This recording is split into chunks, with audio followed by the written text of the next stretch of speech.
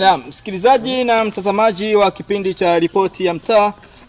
Leo katika pitapita yangu nimeweza kukutana na samaki halimaarufu kwa jina la Prawns, ambapo hakika ni mgeni machoni wangu. Nikasema nikufikishie wewe mpenzi mtazamaji uweze pia na wewe kuona aina hii ya samaki. Hakika ana muonekano wa tofauti kidogo. Ni samaki kwa taarifa, na kulia kwangu huyu ni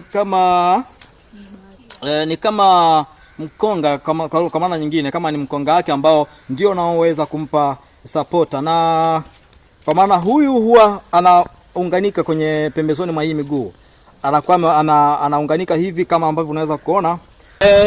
Ni aina Prawns ambapo anapatikana katika nchi yetu hii ya Tanzania. Ni mara yangu ya kwanza kumuona samaki huyu, lakini nikasema nikusogezee wewe, pengine unaweza ukatujuza kwamba umeweza kumpata katika mto wapi katika nchi yetu hii ya Tanzania. Hakika miguu yake pia inaleta taswira ya sitofahamu.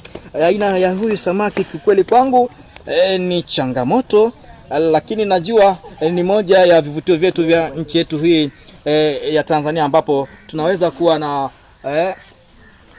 na viumbe vya namna hii katika nchi yetu hii ya Tanzania, lakini pia katika mito yetu. Sasa wewe ambaye unamtazama samaki huyu, unaweza kutusaidia kutujuza umeweza kumuona mto gani katika nchi yetu ya Tanzania?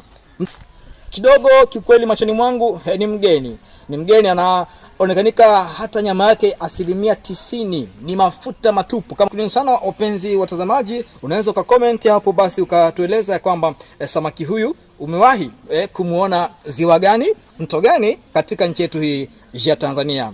Asante sana wasikilizaji na watazamaji.